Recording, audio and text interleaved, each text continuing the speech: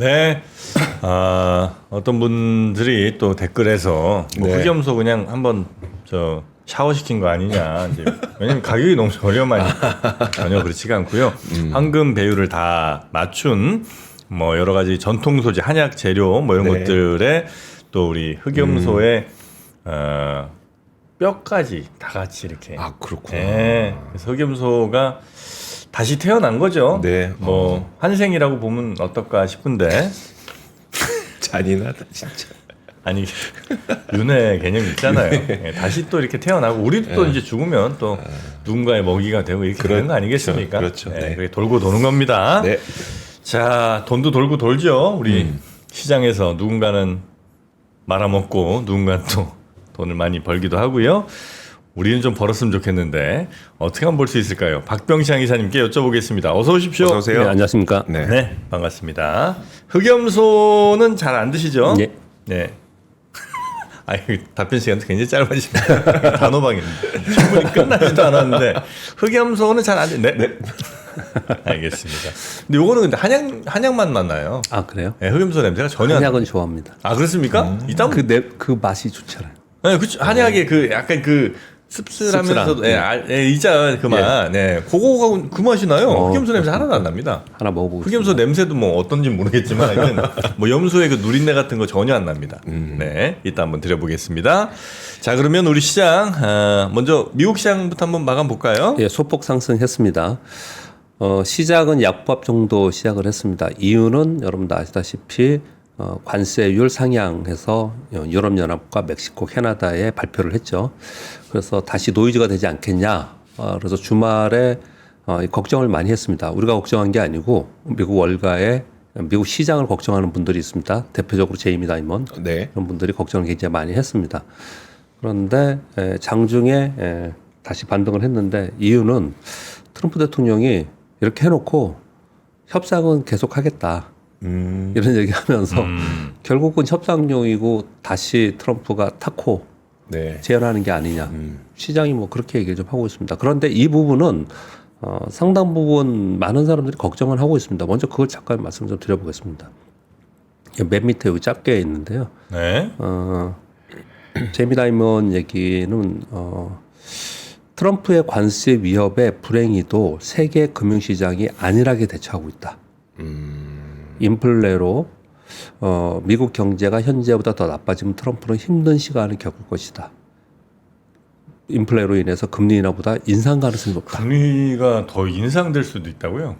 이분은 이렇게 얘기를 하는 거예요. 걱정을 상당히 많이 하고 있는 겁니다. 이 관세. 지금도 꽤 비싼데. 예, 꽤 지금 4.5% 엄청 높은 거죠. 높은 편이잖아요. 예. 근데 어쩌면 이거보다 더 높아질 수도 있다.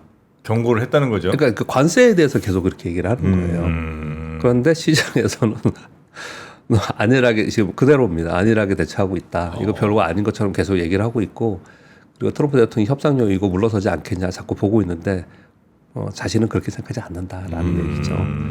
근데 아무튼 시장은 그렇게 생각하지 않고요. 협상 합의를 기대하면서 계속 있습니다. 네. 그리고 뭐 기저의 말씀은 계속 드렸고요. 금리 인하 기대가 계속 있는 상황인 거고요. 그리고 뭐 특별한 건 없었습니다. 지금 크립토 위크라고 말씀을 어저께 설명을 좀 길게 설명드렸죠. 비트코인 선물이 1.57% 올랐는데 12만 570달러로 지금 올라섰고요. 사상 최고치가 되고 있고요. 서클 인터넷도 9.2%, 코인베이스가 1.8% 오르는 그런 모습을 나타냈습니다. 코인베이스는 목표 주가가 제일 높은 쪽하고 제일 낮은 쪽이 거의 3-4배 정도 됩니다. 그렇게 차이 많이 네, 나요. 그렇게 차이가 많이 나는 그렇게 이제 변동성 가능성이 있는 그런 상황으로 지금 얘기를 좀 하고 있습니다.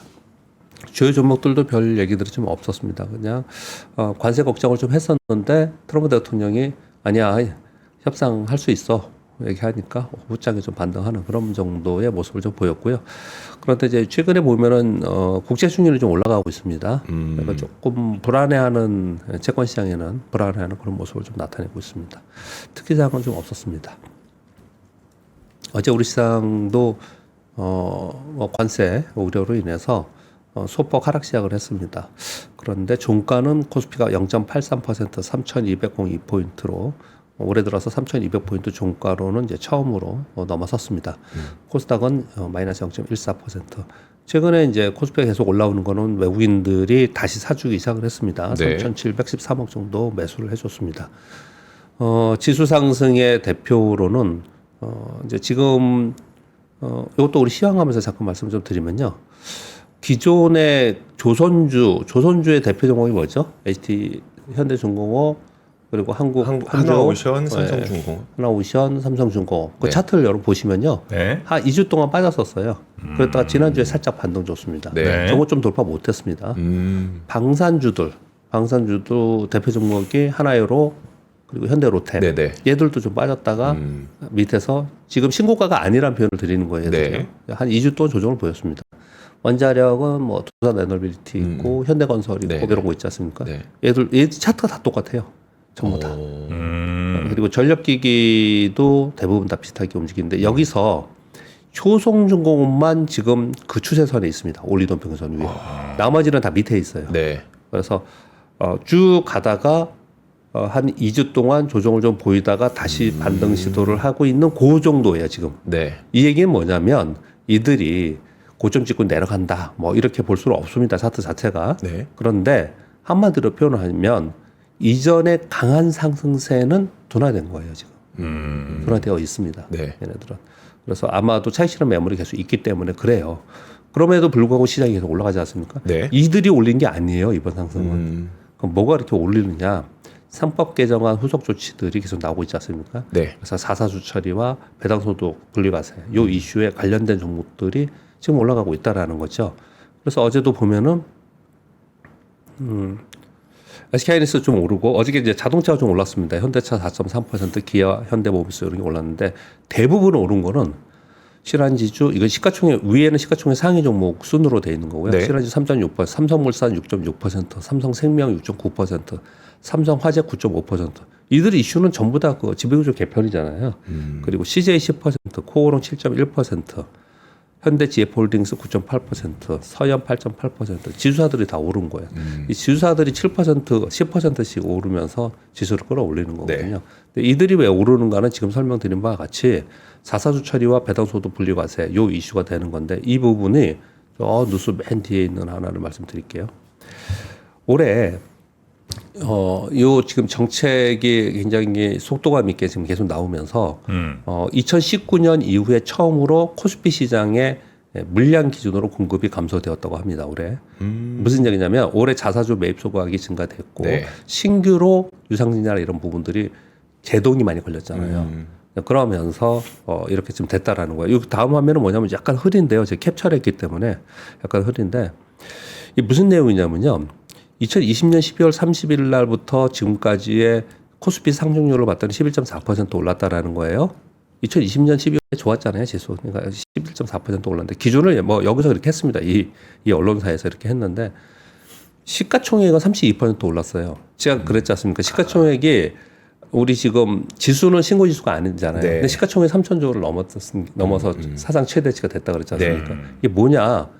주수가 많아진 거예요, 계속 주수가 많아졌다라는 거예요. 그러면서 뭐 그동안에 주수가 늘어났던 섹터, 뭐 감소했던 섹터 이런 거 좀 보내줬는데 이 감소 섹터를 보면 은행, 증권, 상사, 비철금속, 필수소비 이렇게 돼 있죠. 얘네들이 대표적으로 소위 유틸리티입니다. 유틸리티하고 성숙기업들이에요. 네. 그러니까 막 기술력이 있었고 막 성장 산업에 있고 뭐 스타트업 이런 데가 아니잖아요. 네. 그러니까 지금 보시면 지금 올라가고 있는 종목들이 그런 것들이 오른다는 거예요. 보세요, 삼성생명, 삼성화재. 뭐 이런 것들이 지금 오르는 네. 거예요. 그러니까 지금의 상황은 어떤 섹터의 향후 성장성을 가지고 또 기술력을 가지고 투자를 계속 하고 계시는, 그래서 뭐 바이오도 그렇고 반도체도 그렇고 뭐 로봇도 그렇고 뭐 이런 거 있잖아요. 네. 얘네들은 그렇게 못 올라요 지금.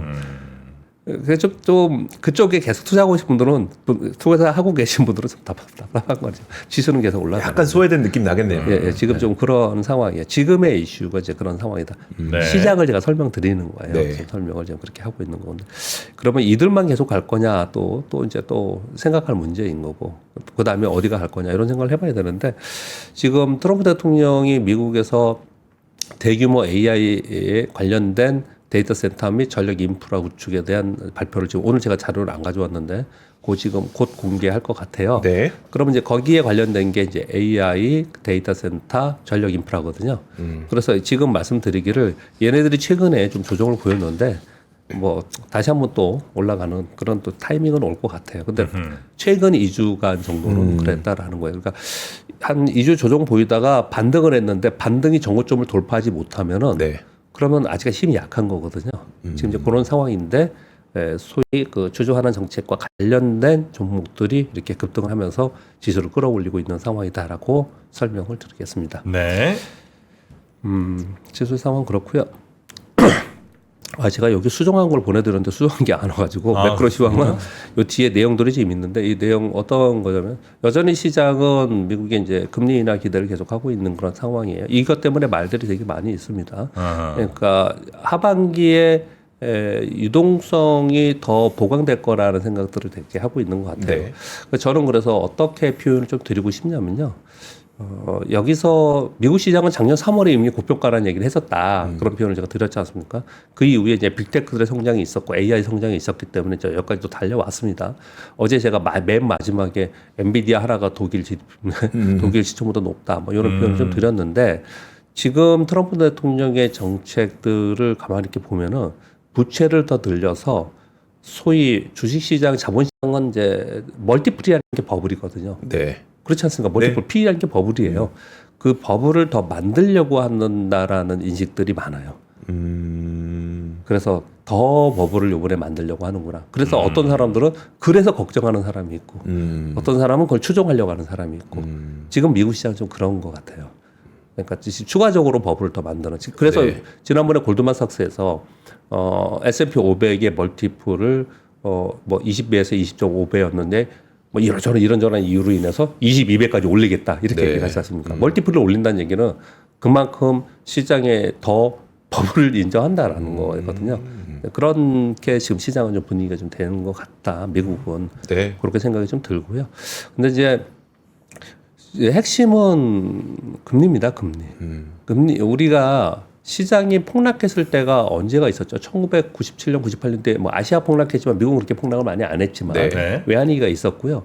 그 다음에 2000년도 닷컴 버블의 붕괴가 뭐 있었고, 네. 07년, 08년도에 미국의 부동산발 버블 붕괴가 있었고, 네. 예. 뭐 이런 게 있었지 않습니까? 네. 그 직전에 금리가 다 높았어요. 4%에서 5%였어요. 금리가 다 높았습니다. 그래서 이번에도 금리가 5.5%까지 올라가고 나서 그리고 나서 뭐 2020년대 꺾이긴 했지만 뭐 다시 올라왔지 않습니까? 이 금리를 계속 유지한 상태에 있으면 결국 이 금리를 감당할 수 있는 대기업 네. 또는 부자 이런 쪽만 계속 가는 양극화 현상이 계속 일어나면서 저변은 계속 안 좋은 상태가 계속 된다는 거죠. 그러면 이제 어느 순간에는 그것으로 인해서 위기가 이제 봉착되는 이런 상황이 되는데 그걸 방어하는 게 아니고 더 만들려고 한다는 거예요, 시장이. 이제 그렇게 많이들 지금 미국 시장을 좀 바라보고 있습니다. 그러면 걱정해야 되는 야가 아니고 더 만든다니까 만드는 그 자체는 그냥 그대로 타면 돼요. 시장 그대로 하면 되는데 시장 자체는 이제 그런 쪽으로 흘러가고 있다라는 쪽으로 인식을 많이 하고 있는 것 같고 미국 시장은 이제 그렇게 많이 바라보는 것 같다. 이렇게 설명을 드리겠습니다. 트럼프 대통령이 어제 뭐 굉장히 큰 뉴스라고 하면서 뭐 지난 주말부터 예고를 했지 않습니까? 네. 대러시아 관련해가지고 큰 걸 내놓겠다. 중대 발표가 있을 중대 것. 발표겠다. 그거 내놨습니다. 러시아 제재를 하는데 우크라이나에 나토를 우회해서 공격용 미사일 공급을 하겠다. 이거 첫 번째이고요. 두 번째, 50일 이내에 종전을 해라. 종전하지 않으면 100% 관세를 매기겠다. 그리고 러시아 연유를 사는 국가에 대해서 또 제재하겠다. 네. 요걸 해놨거든요. 시장에는 그래서 뭐예요? 그래서 뭐? 그래 왜 그러냐면 관세 100%라고 그러는데 러시아하고 미국하고의 교역이 없어요 거의. 거의 없습니다. 그리고 50일이라는 시간을 줬습니다. 네. 긴 시간 동안 줘놓고 50일 이후에 그 다음에 지금 뭐 이렇게 얘기하지 않습니까? 지금 뭐 한 달 뭐 이런 것들도 그때 가면 또 다시 협상한다고 하는데 50일이라는 걸 해놓고 그 다음에 가서는 또 다른 얘기 할 거 아니냐. 시장에서 뭐 좀 그런 거였어요. 그래서 네. 이게 어찌 생각해 보면은 뭐 시장 악재로 좀 작용할 수 있었을 것 같은데 시장에서는 그래서 라는 정도의 그렇게 좀 받아들인 것 같습니다. 그리고 이번의 뉴스는 트럼프 대통령이 이제 워딩이 왔다 갔다 합니다. 왔다 갔다 하는데 일단 도이치뱅크의 보고서 하나가 나왔습니다. 그리고 이 얘기는 저는 맞을 거라고 생각해요. 근데 단기 약재라고 저는 생각을 하는데요. 읽어드리겠습니다. 시장은 파월 해임 리스크를 과소평가 중이다. 트럼프와 그의 측근들이 연준 의장의 파월 의장의 해임 압박을 하고 있다는 거 여러분 뉴스들에서 아시죠? 지금 네. 개인적으로 사법적 공격을 지금 하고 있지 않습니까? 그렇죠. 뭐 그 연준 건물에 25억 달러를 썼는데 그게 과연 합당한 거냐? 막 이걸로 지금 싸우고 있죠. 네. 그렇게 지금 하고 있는 건데 그러면서도 또 파월 의장 해임할 의사 없어 막 이렇게 또 지나가는 말로 막 그렇게 얘기하고 그래요. 트럼프 대통령이. 그런데 이제 도이치뱅크 분석가의 이제 이름은 안 써왔지만 제 보고서에는요. 파월 해임 시 24시간 이내에 달러는 최소 3-4% 정도 하락. 24시간이네요? 예. 그리고 미국 국채 대규모 매도세로 국채 수익률은 약 20에서 40bp 정도 변동이 있을 것이다. 저 중요한 건 그 밑에 워딩입니다. 연준은 글로벌 달러 통화 시스템의 정점에 있는 점을 고려할 때 투자자들은 연준 독립성 훼손의 우려와 함께 이것은 전 세계로 확산할 가능성이 높다. 이런 표현을 썼습니다. 네. 그래서 계속 걱정을 해요. 근데 저는 어떻게 보냐면은 이럴 수 있을 거라고 생각하거든요. 그럼에도 불구하고 또 한 명이 하는 건 아니잖아요. 네. 그러니까 이제 뭐랄까 신뢰에 대한 훼손이 있을 수 있다는 것 때문에 시장에 소위 텐트럼이 일시적으로 있을 수 있을 거라고 보이질 하지만 그래도 시장은 이것으로 인해서 추세 변동이 있을 거라고 생각하지 않는다라는 생각을 갖고 있고요. 또 하나는 이게 해임이 되겠습니까? 해임이 되겠어요? 근데 계속 근데 이런 걱정을 하고 있다라는 얘기를 좀 하고 있습니다. 근데 우리는 알고 있어야겠죠. 실제로 만약에 사임을 해버렸어. 그럼 이런 일이 있을 수는 있어요. 이런 일이 있을 수 있다는 생각을 해야겠죠. 예, 그렇게 정도 말씀을 드리겠습니다. 네. 그리고 젠스랑 엔비디아 CEO가 7월 16일부터 20일까지 제3회 중국 국제공망 촉진박람회에 지금 참석을 하는데요. 16일 날 베이징에서 기자회견을 한다라고 합니다. 이미 지금 젠순왕이 지난번에 백악관에서 트럼프와 미팅을 했습니다. 10일 날. 그래서 그때 어떤 얘기 했는지 되게 궁금했는데 아무 얘기 없었어요. 이후에. 그때 사실은 엔비디아가 좀 오르기도 하고 그랬었습니다. 네. 그리고 미국 상원 의원들은 중국 방문 기간 동안 미국의 수출 규제를 약화시킬 수 있는 중국과의 접촉을 자제해달라. 이렇게 지금 얘기를 하고 있는 상황인 거고요. 그리고 어제 젠순왕이 얘기한 거는 미국이 너무 걱정을 하는데 중국 그렇게 못한다. 우리의 기술에 지배를 받을지언정 네. 우리의 우위를 못 쓸 거다. 막 이렇게 지금 막 피력을 하고 있습니다. 그러고 있는 상황인데 16일 날 기자회견을 한다고 하니 요거는 영향을 주겠죠. 엔비디아 및 전체 주가에 좀 영향을 주지 않을까라고 네. 생각합니다. 요 날짜를 좀 기억하셔야 될 것 같고요. 그리고 그 중국의 히토류 있지 않습니까? 네. 히토류 가지고 지금 뭐 수출 규제를 하고 뭐 이렇게 뭐 중간중간에 그랬다 풀었다 계속 그랬지 않습니까? 근데 광범위하게 이 부분에 대해서 수출에 대한 통제를 정립해 나가는 것 같습니다. 그 내용이에요. 중국 상무부에서 히토류 등 전략 광물 및 연관 제품에 대해서 수출 허가에 대해서 재검토를 하고 있다고 합니다. 내용들은 전체적으로 어떻게 하고 있냐면 전략 광물 수출 컨트롤 타워를 상무부로 단일화시키고 통제 리스트에 히토류 및 광물 12개를 추가하고 명시된 품목과 연관된 부품 화합물까지 광범위하게 다 포함하고 그래서 2,000개라는 거예요. 수출 기업 거래 정보 보고 및 광물 생산 전 단계 추적 시스템을 구축해서 전반적으로 히토류 국유기업 통합하고 경영진 교체로 중앙 통제력을 강화하겠다. 이렇게 지금 얘기를 좀 하고 있는 상황이라서 네.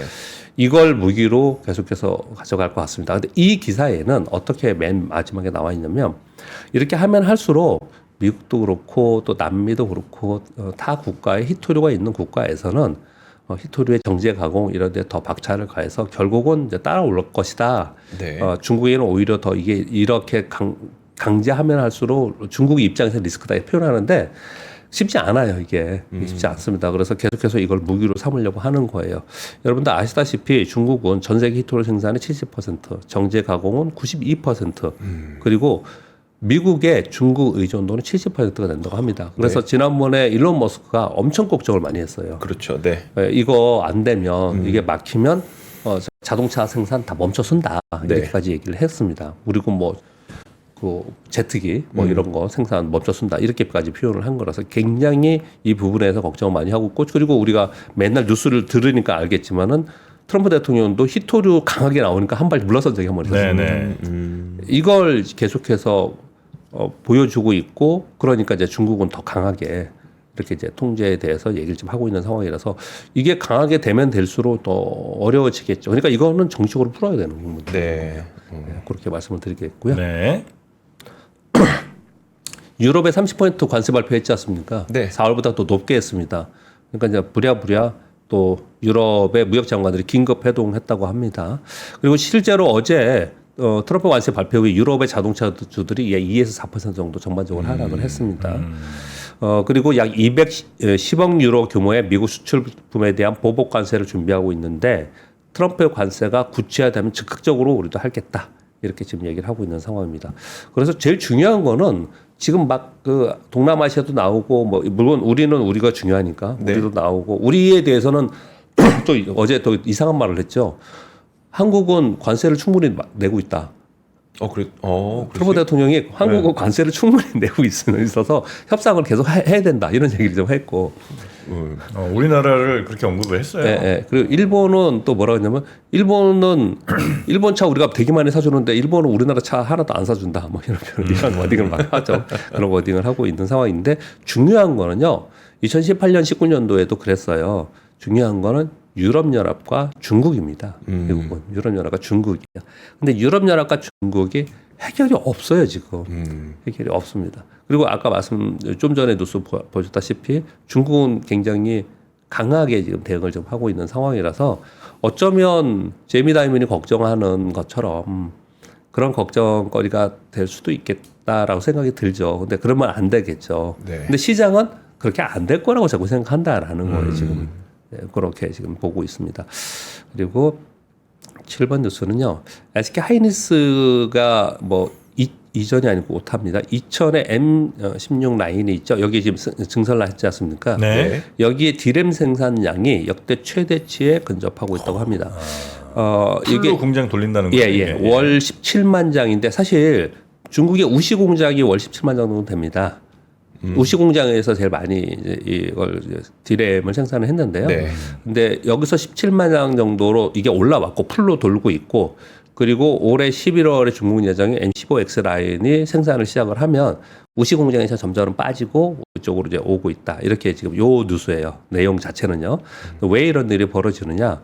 미국 규제로 인해서 우시 공장에 첨단 장비가 들어가지 못하면 그러면 그쪽에서 생산이 어렵지 않습니까? 그러다 보니까 우리나라로 계속 오고 있다라는 내용이에요. 그래서 이런 내용이 들어 있으면 거의 관련된 것들은 또 우리 또 기업들이 있기 때문에 이 내용을 좀 말씀드리겠고요. 그리고 시진핑 주석이 경주 에이펙에 참석할 것이다. 이거는 근데 결정된 바는 아닌데 그래도 신문에 계속 나오고 있으니까 언론에 이미 공표된 거니까 제가 말씀을 좀 드리겠습니다. 10월 말에서 11월 초에 우리나라 경주에서 에이펙 정상회의가 있습니다. 트럼프 대통령은 아직 미정이다라고 지금 알려져 있고요. 시진핑 주석은 참석 가능성이 있다라고 지금 이재명 대통령이 언급을 좀 한 것 같아요. 그래서 보도가 막 나오는 거예요. 이런 보도가요. 근데 그런 걸 빼고 누가 언급했는데 어쨌든 이런 거 다 빼고요. 이게 왜 중요하냐면요. 시진핑 주석의 한국 방문은 2014년 7월이 마지막이에요. 11년 전입니다. 11년 전에. 네. 그리고 박근혜 정부 때 전설 가고 나서 그걸로 인해서 사드 배치되고 그 이후에 이렇게 된 거잖아요. 그러니까 우리나라의 경제는 이 얘기 할 때마다 얘기하는데 정서적 이런 걸 또 떠나서 중국이 굉장히 중요합니다. 네. 우리나라 기업들 굉장히 중요하고 그리고 제중국 우리에 관련된 기업들이 진짜 많아요. 진짜 많습니다. 교역량 자체가 워낙 이제 크니까 그죠. 11년 동안 관계가 안 좋았다라는 거예요. 또 안 좋았다는 얘기거든요. 근데 이게 이제 성사가 된다는 건 굉장히 상징적입니다. 네. 그리고 주식 시장은 이 뉴스 하나를 가지고 이 관련주들이 움직입니다. 이런 뉴스 하나 가지고. 근데 지금은 확정이 아니거든요. 확정이 된 다음에 분명히 이 이야기가 테마가 있을 거예요. 네. 그러니까 이런 부분들은 주식 투자자의 입장에서는 예의주시해야 되는 그런 뉴스로 보여지겠죠. 네. 뉴스 여기까지 가져왔는데요. 아, 그런가요? 조금 일찍 끝났죠. 네. 코스피가 이렇게 공급 감소가 참 처음으로 됐다 이런 것도 이제 뉴스 마지막에 써 있고요. 이거에 대해서 좀 더 말씀을 좀 드려볼게요. 지금 네. 이제 우리 시장이 5,000포인트 가느니 마느니 이런 얘기를 하고 있고 네. 올해는 신고지수 지금 3,200포인트 좀 살짝 넘었으니까 신고지수가 3,316포인트잖아요. 네. 그러니까 지금 하반기에 7월 둘째 주 아닙니까? 셋째 주예요. 네. 그러니까 충분히 신고지수를 돌파할 것처럼 보입니다. 대부분 그렇게 생각을 해요. 예전에 우리 2달 전만 해도 3,000포인트 얘기하면 뭐라고 막 그랬을 때인데 지금은 이제 신고지수는 이제 뭐 거의 대부분 인식을 좀 하고 있습니다. 네. 그런데 이제 생각하는 부분은 신고지수를 뭐로 갈 거냐를 생각을 되게 많이 하고 있고요. 그리고 신고지수 난 후에 요즘 생각하는 건 뭐냐면 신고지수 이후에 지수가 확 빠지는 거 아니야? 그 이후에 어떻게 움직일까? 이런 생각들도 되게 많이 하고 있는 것 같더라고요. 그런데 이제 일단 지수가 더 얼마나 더 위쪽으로 가느냐의 문제는 지금 보시다시피 오늘 시황에서도 말씀드렸다시피 지금 주주환원 정책이라고 해서 지금 나오는 그 정책들 있지 않습니까? 자사주 처리 문제, 배당 소득 관련 문제 이런 네. 부분들 이런 부분들이 얼마나 시장 친화적으로 빨리 그리고 강력하게 나오냐에 따라서 그 슈팅하는 게 더 이제 커지는 네. 거죠. 이제 이런 부분이 지수에는 달려 있는 거고요. 달려 있는 거고 그리고 그 다음에 어제 제가 5,000포인트 얘기한 게 JP모건이었나요? 네. 네. JP모건이 거기서 그 얘기를 하잖아요. 어떤 얘기를 하냐면 외국인들이 들어오질 못했어요. 이번 올라오는 건 들어오질 못했어요. 그래서 이번에 조정을 보이면 위로 지금 3,300이 아닌 위로 더 갈 수 있다라는 가능성을 계속해서 보고 있기 때문에 네. 만약에 조정을 보이면 들어오겠다라는 매수세는 분명히 있을 것 같아요. 외국인들도 그렇지만 개인들도 그렇고 그럴 매수세는 존재해 있을 것 같거든요. 그런 매수세가 있으면 빠지면 사야지 하면 잘 안 빠지죠. 네. 또 그런 매수가 존재해 있다는 거는 저가 매수가 있기 때문에 낙폭이 크지 않을 수도 있습니다. 그런 부분이 지금 이제 궁금해 하시는 내용인 거고요. 그리고 또 한 가지는 그러면 기존에 있었던 조방원들이 셌다가 요즘에 조금 주춤하고 있어요. 네. 그러니까 지금은 밸류 관련된 것들이 막 뜨고 있습니다. 그러면 얘네들도 어느 정도 가면 은행주에 대해서 요즘에 좀 부정적인 얘기들이 나오잖아요. 그럼 이들도 사실은 밸류업 관련된 정책 이슈 때문에 그래서 주수가 줄어들면서 EPS가 높아지면서 이게 올라가는 부분에 대해 기대를 하지만 네. 얘네 부분들이 또 어느 정도 올라온 상태면 그 다음은 뭘로 갈 수 있겠느냐 뭐 이런 얘기들을 할 수가 있지 않습니까? 네. 그러면 두 가지가 돼야 돼요. 기존에 있는 것들이 다른 방법도 물론 있지만 새로운 매수세가 들어오는 새로운 섹터가 돼야 돼요. 그러니까 조방원이 아니고 지금 은행주나 이런 게 지수가 뜨니까 지금 지수 가잖아요. 네. 그것처럼 새로운 게 들어와야 되는 거예요. 새로운 게 뭐 이 가능성을 말씀드리는 게 예를 들면 반도체가 됐던 2차 전지가 됐던 자동차가 됐던 바이오가 됐던 어떤 게 새로운 게 나와야 되는 게 이제 핵심 포인트인 거고 그게 아니면 어떤 게 돼야 되냐면 지금은 대표 종목들만 움직였잖아요. 네. 대표 종목들만 움직였기 때문에 대표 종목들만 움직인 게 아니고 그 주변에 있는 중소형주들 있잖아요. 네. 얘들도 밸류업에 수혜가 되는 기업들이 많이 있을 거 아니에요. 네. 근데 이번에 안 올랐어요, 걔네들은요. 그러니까 그렇게 확산될 수 있느냐의 문제가 또 하나 더 있는 거고 그렇게 정도 말씀을 드리겠고요. 그리고 한 가지 또 요 얘기 하다 보니까 생각이 난 건데 네. 이런 문제들도 좀 있습니다. 어떤 게 있냐면 밸류업으로 계속 간다 그러면은 소위 지주사들, 대형 지주사들 뭐 또는 뭐 이익이 많은 쪽들, 뭐 그러니까 이익 쪽이 많은 쪽만 계속 움직이는 거잖아요. 네. 근데 주식 투자는 성장주들은 그렇게 따지면은 가치주만 움직여야 되잖아요. 그렇죠. 네. 가치주만 만약에 이걸로 가면 가치주만 움직이는 거고 소위 성장 섹터에 있는 성장주들은 그만한 배당 여력도 없고 네. 또 뭐 그만한 이익 여금이 있는 것도 아니고 뭐 그렇지 않습니까? 그러면 이들은 이번 상승 대열에 동참하지 못하는 거냐 이런 고민이 생기는 거예요. 네. 그 부분에 대해서. 그런데 우리는 어떨지 모르겠지만 일본은 어땠냐면 나중에 지나 보니까 성장주가 더 많이 떴었어요. 일본의 사례는 네. 일본의 사례는 그랬었습니다. 시장이 안정화되면서 네. 성장주들이 뒷받침되면서 그걸 뒷받침으로 더 많이 올랐거든요. 근데 우리는 지금 전혀 그렇지 않고 네. 스타트하고 있는 거예요. 스타트. 뭐 그런 정도로 좀 전체적으로 생각을 하셔야 될 것 같아요. 지금 상황. 네. 초반에는 가치주들이 조금 각광받긴 하지만 결국은 또 성장주가 시장 주도하는군요. 네. 알겠습니다. 그런 것들 저희가 잘 참고하면서 투자하도록 하겠습니다. 대단히 고맙습니다. 네, 감사합니다. 자, 그리고 이제 해외 주식 투자하시는 분들이 굉장히 뭐 많고 네.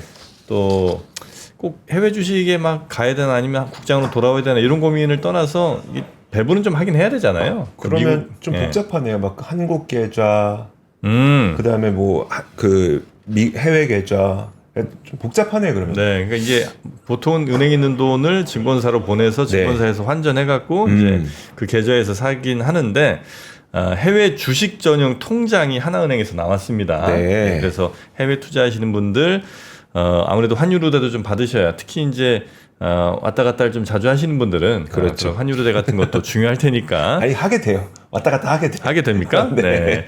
그래서 하나은행 하나증권 앱이 연동이 돼 있어서 은행 어플에서 입금을 하고 100% 우대 환전 받으면 즉시 증권 앱에서 또 미국 주식 투자가 가능한 네. 요런 하나은행의 해외 주식 전용 통장이 있으니까 그거는 한번 하나은행 앱에서 확인해 보시면 되겠습니다. 네. 자, 그러면 저희는 잠시 전화 말씀 듣고 와서 오늘 인덱스 한번 시작해 보도록 하겠습니다.